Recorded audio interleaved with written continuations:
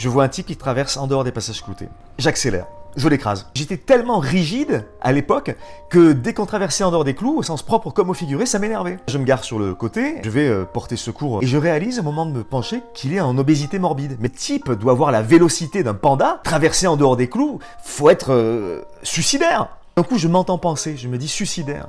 Mais bien sûr que le type est suicidaire. J'essaie de le ranimer, je sors un petit opinel et je le pique un peu comme ça. Il a tellement de graisse, si tu veux, qu'il sent rien.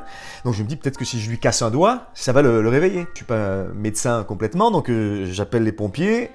On l'accompagne à l'hôpital. Je sens que j'ai un truc à faire. Je reste au chevet du type et j'attends qu'il se réveille. Et au moment où il ouvre les yeux, je lui saute dessus et je plaque mes mains sur sa bouche et sur son nez. Là, il crie comme ça. Au bout d'un moment, j'enlève les mains et je lui dis « Finalement, j'ai l'impression qu'on a encore un peu envie de vivre. » Et il me raconte son histoire. 2 ans auparavant, il part en voyage de noces avec sa femme en Inde. Ils vont faire un safari.